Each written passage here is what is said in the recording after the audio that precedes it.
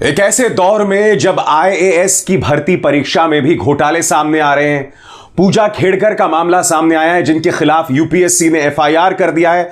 जैसे कि आप जानते हैं दोस्तों, पूजा खेड़कर वो शख्स है जिन्होंने कथित तौर पर फर्जी सर्टिफिकेट देकर आईएएस में भर्ती ली। एक ऐसे दौर में जब ये मामले सामने उभर कर आ रहे हैं, यूपीएससी के प्रमुख, यूनियन पब्लिक सर्विस कमीशन के प्रमुख मनोज सोनी ने अपने पद से इस्तीफा दे दिया है। मनोज सोनी, जी हां, मैं सबसे पहले आपको बता दूं, यूपीएससी वो संस्था है जो आईएएस, आईपीएस, आईआरएस के एग्जाम्स करवाती है। जी हां, मनोज सोनी ने अपने पद से इस्तीफा तो दे दिया, मगर एक शब्द इनके मुंह से इस पूरे मामले को लेकर नहीं आया है।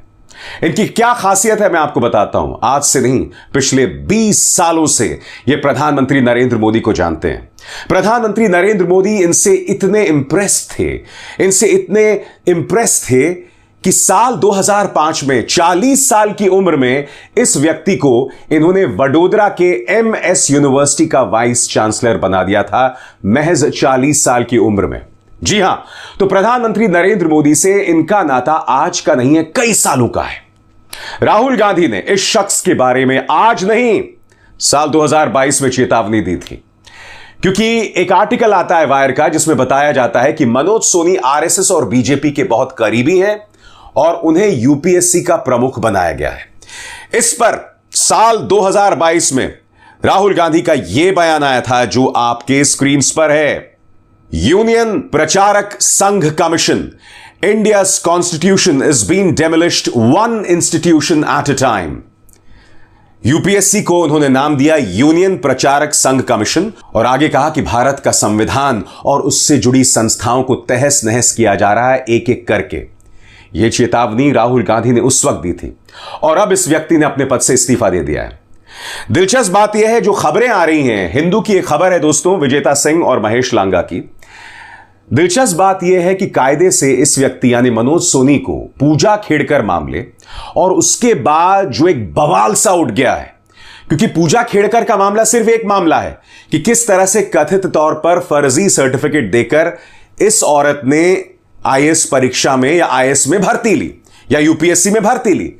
उसके बाद ऐसे ढेरों मामले सामने उभर कर आ रहे हैं, किस तरह से फर्जी सर्टिफिकेट के आधार पर आईएएस, आईपीएस और आईआरएस तक में लोगों की भर्तियां हो रही थीं।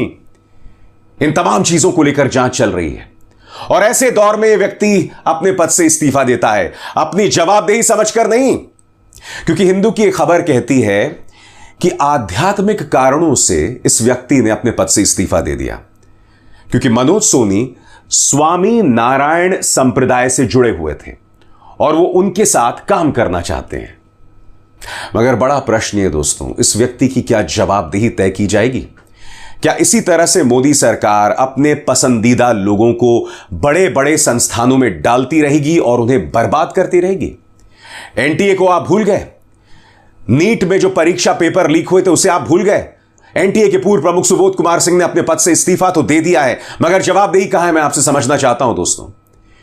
ये लोग जो रहस्यमय कारणों से अपने पद से इस्तीफा दे देते हैं, सबसे शॉकिंग बात यह है कि जिन काम के लोगों को भी लाया जाता है वो भी कुछ दिनों बाद अपने पद से इस्तीफा दे देते हैं। याद कीजिएगा, रघुराम राजन ने अपने पद से इस्तीफा दे दिया था, उर्जित पटेल, इन्हें आरबीआई का गवर्नर बनाया गया था, मगर फिर रहस्यमय तरीके से ये भी अपने पद से इस्तीफा दे देते हैं। ये तमाम सवालात हैं जिनके जवाब देश मांग रहा है, मगर मजाल है साहब इसका जवाब किसी के पास है। मजाल है कि इस खबर को लेकर कोई मुद्दा ही बनाए। सीधा सा सवाल, इसका ताल्लुक हमारे बच्चों से लेकर है। बड़ी बड़ी संस्थाओं में प्रधानमंत्री नरेंद्र मोदी, या कहा जाए भाजपा जो है, वो अपने पसंदीदा पिट्ठुओं को डाल रहा है जिनकी कोई क्वालिफिकेशन नहीं है। मैं आपको बतलाना चाहता हूं दोस्तों, ये जो यूपीएससी चेयरमैन का पद है, यहां पर अमूमन सिविल सर्वेंट्स को बनाया जाता था, यानी वो लोग जो खुद आईएएस रह चुके हैं, आईआरएस रह चुके हैं या आईपीएस रह चुके हैं, ऐसे लोगों को यूपीएससी का चेयरमैन बनाया जाता था। मगर फिर एक ऐसे व्यक्ति मनोज सोनी को यूपीएससी का चेयरमैन बना दिया गया जिसका नाता स्वामीनाथ संप्रदाय के साथ था, जो वडोदरा यूनिवर्सिटी का वाइस चांसलर था, वो भी प्रधानमंत्री नरेंद्र मोदी के रहमो करम के चलते, यही कहा जाए मुख्यमंत्री नरेंद्र मोदी के रहमो करम के चलते। इसी तरह से तमाम संस्थाओं में लोगों को भरा जा रहा है, चाहे जेएनयू का वाइस चांसलर हो, चाहे आईएमसी का प्रमुख हो जो कि पत्रकार बनाने के संस्थान है, वहां पर भी एक चाटुकार को इन्होंने उसका प्रमुख बना दिया है। अब ये सवाल पूछे जाएंगे क्योंकि इसका ताल्लुक हमारे बच्चों के भविष्य को लेकर है। सीधा सा सवाल मनोज सोनी से क्या कोई जवाबदेही तय की जाएगी?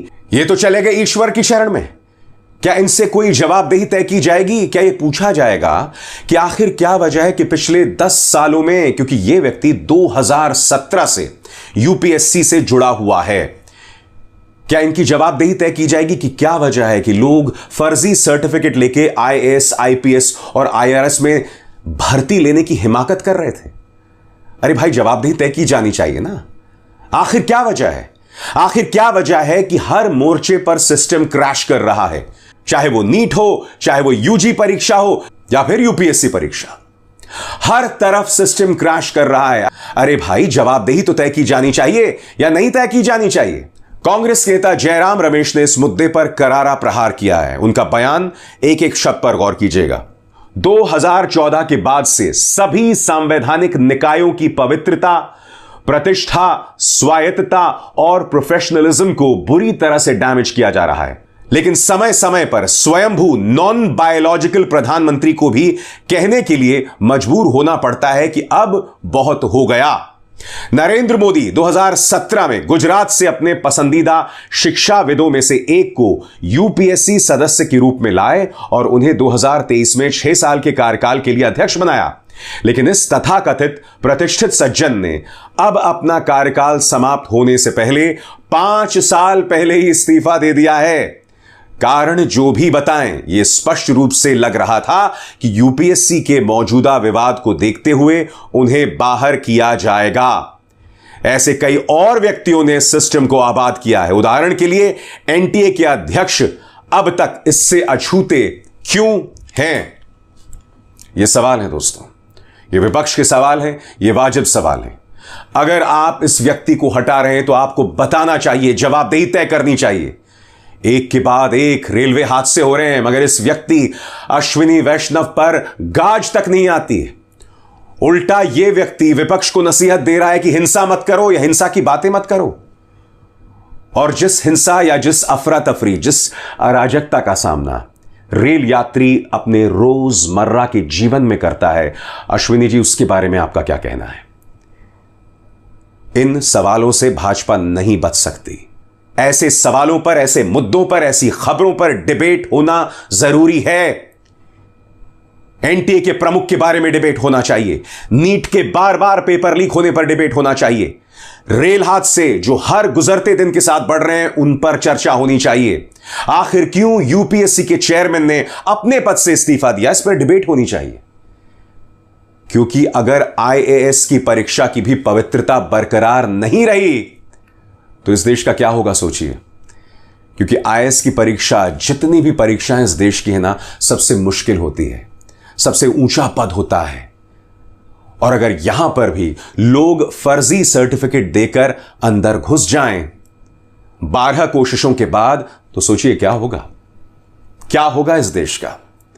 2014 से पहले आप और हम ऐसी चीजों की कल्पना भी नहीं कर सकते थे, और अगर ऐसी चीजें होती थी तो हम उस पर डिबेट करते थे। सीधा सा सवाल, मनोज सोनी इतनी बड़ी खबर, क्या आज प्राइम टाइम में आप इस खबर को कहीं पर भी देख रहे हैं? अरे भाई, आप अब भी हिंदू मुस्लिम कर रहे हो, कावड़ यात्रा को लेकर भ्रामक बातें कर रहे हो। इस खबर की भी चर्चा कर लो कि मनोज सोनी ने अपने पद से क्यों इस्तीफा दिया। क्या बच्चों के भविष्य का मुद्दा आपके लिए बिल्कुल खबर नहीं है? बताओ, हमारे बच्चे ही हैं ना जो आईएएस की परीक्षा देना चाहते हैं। मगर अगर ऐसे लोगों की भर्ती होती रहेगी फर्जी सर्टिफिकेट के आधार पर, तो यह सवाल यूपीएससी से किया जाना चाहिए, यह सवाल भाजपा सरकार से किया जाना चाहिए। हम इस मुद्दे से मुंह नहीं मोड़ सकते, यह सवाल किए जाते रहेंगे और जवाब आपको देना पड़ेगा। मनोज सोनी ने अपने पद से क्यों इस्तीफा दिया? भाजपा सामने आकर जवाब दे, अनर्गल तर्क ना दे, दूसरों पर दोष ना मढ़े, नेहरू को याद ना करे, मनमोहन सिंह को याद ना करे। जी नहीं, मनोज सोनी को आप लेकर आए थे, गुजरात से उठाकर लाए थे, गाजे बाजे के साथ लाए थे। वो मनोज सोनी जो एक सिविल सर्वेंट नहीं थे, उन्हें आपने यूपीएससी का चेयरमैन बना दिया। दिक्कत क्या हो रही है मैं आपको बताता हूं दोस्तों। भाजपा के राज में कुछ ऐसी चीजें सामने उभर कर आ रही हैं जो पहले नहीं थी। इस शब्दावली पर गौर कीजिएगा, लैटरल एंट्री। हो क्या रहा है दोस्तों, बड़ी बड़ी जगहों पर लैटरल एंट्री दी जा रही है। मसलन जिन पदों पर पहले आईएएस, आईपीएस या आईआरएस जाया करते थे, यानी कि बड़े बड़े पद के लोग जिन पदों पर बैठा करते थे, मोदी सरकार में एक नई चीज आ गई है, लैटरल एंट्री। यानी कि आप एक ऐसे व्यक्ति को एक ऐसी जगह पर बिठा दो, यह कहते हुए कि यह बंदा स्पेशलिस्ट है, इसलिए हम इसे इस जगह पर बिठा रहे हैं। पहले क्या होता था 2014 से पहले, ऐसी जगहों पर सिर्फ आईएएस, आईपीएस या आईआरएस बैठ सकते थे। मगर मोदी सरकार क्या कह रही है, एक्सपर्टीज के नाम पर, जी हां, एक्सपर्टीज के नाम पर कह रही है कि नहीं साहब, हम लैटरल एंट्री के जरिए इस एक्सपर्ट को इस बड़े पद पर बिठा देते हैं। मगर हो क्या रहा है दोस्तों, हो यह रहा है कि भाजपा अपने पसंदीदा आरएसएस की पृष्ठभूमि वाले या भाजपा को समर्थन देने वाले लोगों को बिठा रही है वहां पर। और फिर उन संस्थाओं के साथ क्या हो रहा है आपके सामने है। संविधान की किस तरह से धज्जियां उड़ रही हैं आपके सामने है। और यह हर तरफ हो रहा है। कुछ खुलकर अपनी आवाजें बुलंद कर रहे हैं। याद कीजिएगा, मध्य प्रदेश के पूर्व जज रोहित आर्या सीधा भाजपा ज्वाइन कर लेते हैं। अभिजीत गांगुली भाजपा की टिकट पर चुनाव लड़ते हैं, जीत जाते हैं। इनमें से अधिकतर ने कूलिंग ऑफ पीरियड का निर्वहन नहीं किया। याद कीजिए जजों को किस तरह से भाजपा ने फायदा पहुंचाया। चीफ जस्टिस रंजन गोगोई राज्यसभा भेजा, जस्टिस अशोक भूषण एनसीएलटी का प्रमुख बनाया, जस्टिस नजीर आंध्र प्रदेश का गवर्नर बनाया। यह सवाल है भाई, इससे बचिए मत। मैं जानता हूं आप क्या सोच रहे होंगे कि भाई मनोज सोनी का जस्टिस रंजन गोगोई से क्या लेना देना है। इनके पीछे कहानी वही है कि अगर आप भाजपा के साथ हैं तो आपको बड़े बड़े पदों पर बिठाया जाएगा, आपको फायदा मिलेगा, चाहे उसके जरिए देश के संविधान की धज्जियां उड़ती रही, चाहे उसके जरिए हमारे जो संस्थान हैं वो बर्बाद होते रहें। दिक्कत यह है दोस्तों, इसीलिए मैं ये चर्चा आपके साथ कर रहा हूं। मैं उम्मीद करता हूं कि आप इस बात को समझे होंगे। अभिसार शर्मा को दीजिए इजाजत। नमस्कार। स्वतंत्र और आजाद पत्रकारिता का समर्थन कीजिए, सच में मेरा साथी बनिए। बहुत आसान है दोस्तों, इस ज्वाइन बटन को दबाइए और आपके सामने आएंगे ये 3 विकल्प, इनमें से एक चुनिए और सच के इस सफर में मेरा साथी बनिए।